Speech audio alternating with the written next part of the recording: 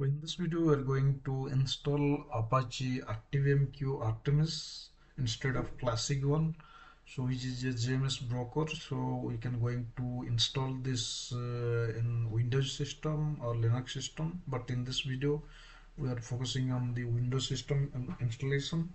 And if you search this ActiveMQ Artemis, then it will landed you to this page, and this is the latest version like 2.42.0.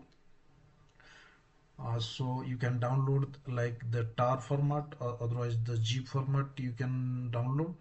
So I mean the size is around the file size is around like 40 MB or something.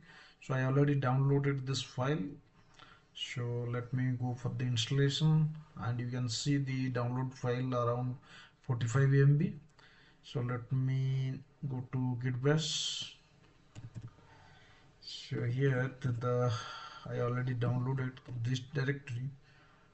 So this file,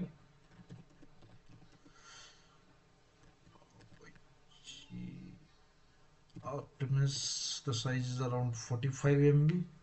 Yeah, so we are going, go ahead for the installation of this Artemis, the JMS broker, which is actually more advanced than the classic version, which already we have installed. And but the classic one is still robust one, but still we can use this Artemis, which is like more advanced feature, and the performance wise this one is more better, and it can handle more JMS message as compared to ActiveMQ classic version. So but one more thing is that this latest version you can see here, this one is compatible with JDK 17. If you go with like 23 or something, it will be landed with some error. Okay, so better you can go with JDK 17. Okay, so let me check what is the Java version.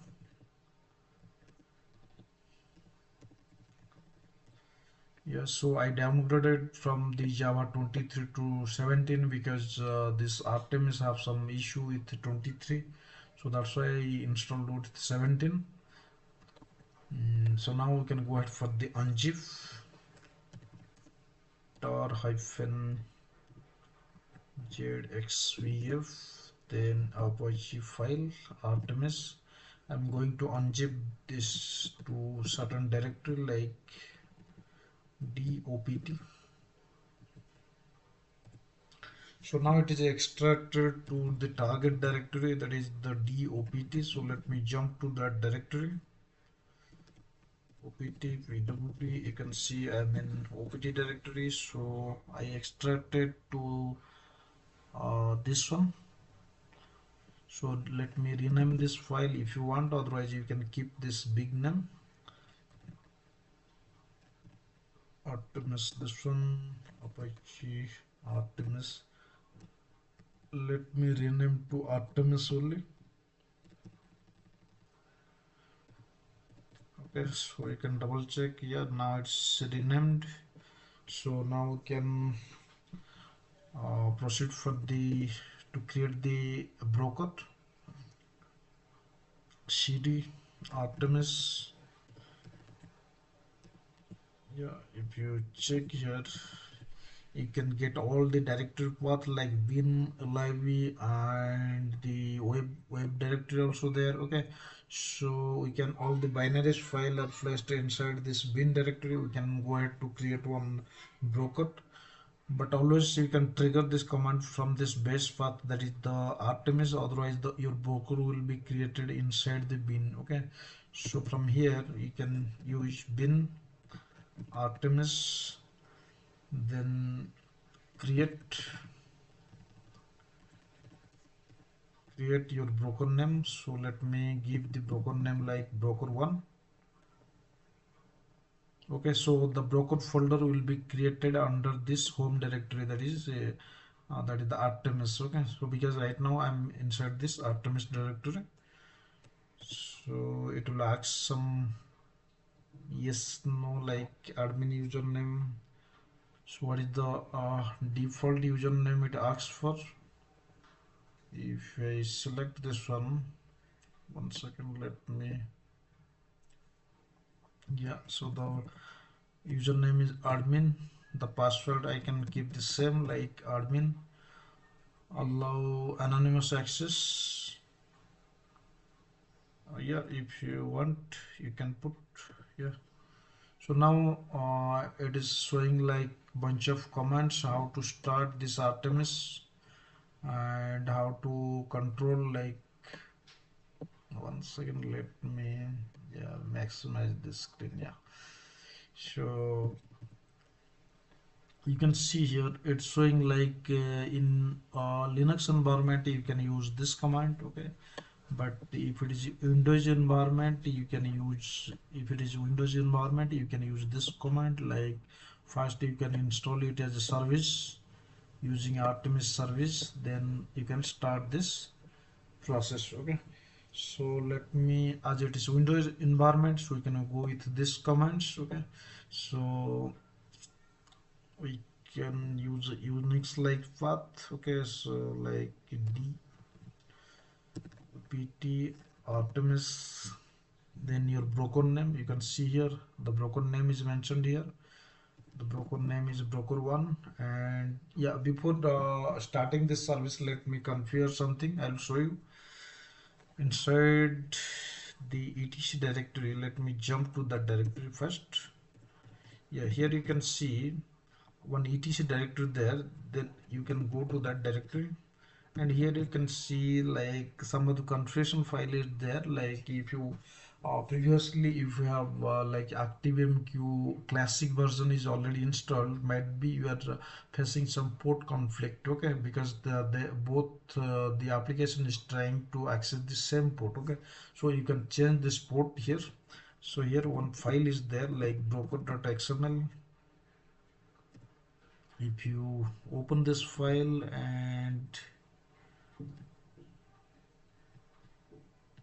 you can search for like some port number like 61616. Yeah, so basically when your application is communicating with this broker, so that time we are using this port 61616, okay. So suppose you created one JMS client in Java, so that client will consume the message from this broker. So that time I mean the connection factory, when you're creating the connection factory, that time you need to pass this parameter like where is your broker placed, okay. So like localhost like 61616 or something. Since both the my previous application like ActiveMQ Classic and this new one trying to access the same, you'll ended up with some error, okay. So let me change this port number. Yes, so I can change it to like 7 61617. Let me save this file, and also you can edit in Notepad also if you are uncomfortable with this VI. Then you can edit the bootstrap file also. Here come to this section. Yeah, the admin port, this the 8161 is the admin port, okay. So now we can change this one. So let me change it to 8162, so that the admin console is accessible from the 8162. Let me save this file, and some optional thing is that this file, if you want for the remote access, but it's not required here, but if it is installed inside some virtual machine which is running in Windows, so that time you can use this one to remotely access this instance, okay. So you can search for the local host. You can see here one local host is there. You can remove that local host, okay, so that it is accessible from outside your virtual machine, okay. I mean any from any IP you can access. So this file I already changed, okay. So let me go ahead to install it as a service. You can see here the command output, it will show you can use this command to install it as a service, then you can start this service, okay. So let me go ahead and I can directly jump to DOPT Artemis, not CD. You can directly use the path to start the broker name, then bin Artemis service.exe. Then first we need to install it as a service in Windows.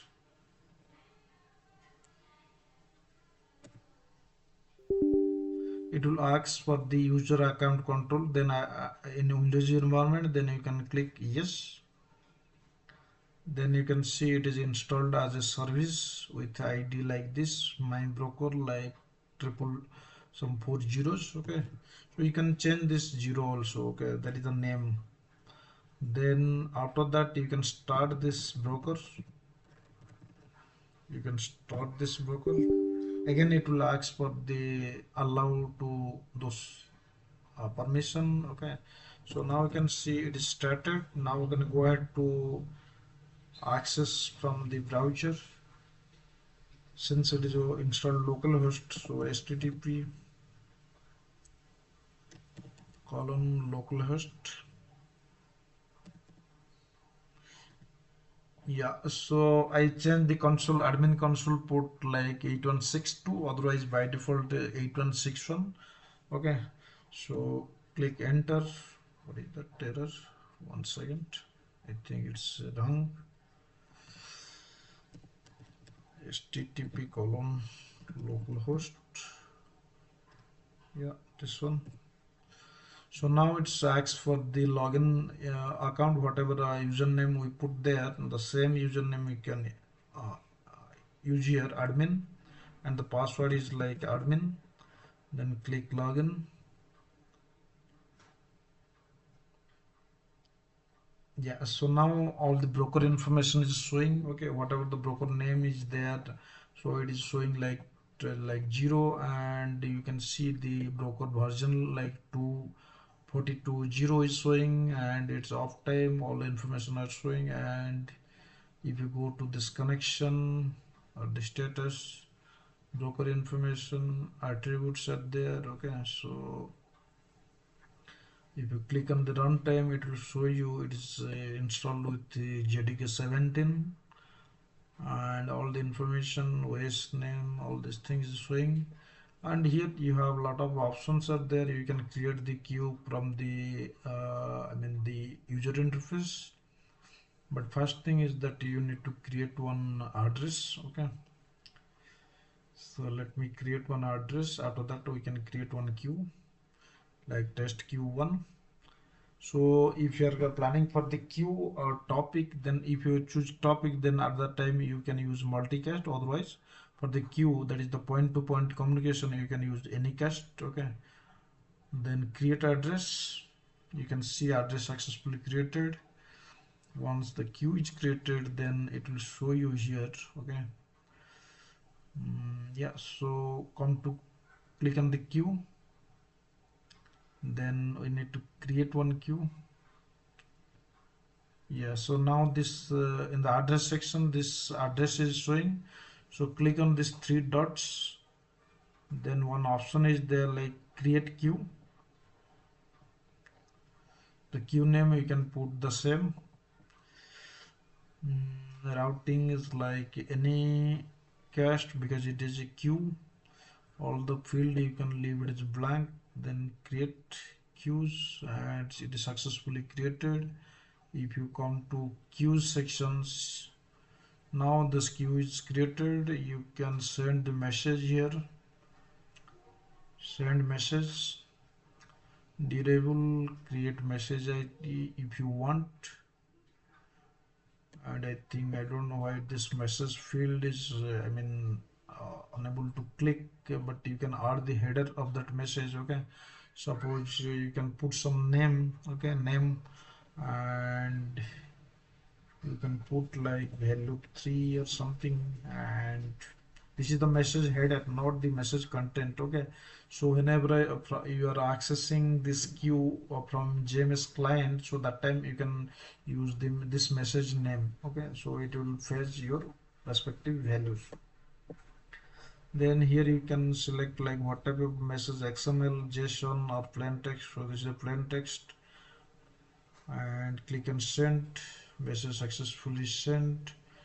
And if you browse again to this queue, if you click on this queue, it will show you one message inside this queue. Okay, so when you run one consumer, then definitely this message should be consumed. Okay, so this is all about to this how to install Apache ActiveMQ Artemis, that is the JMS broker.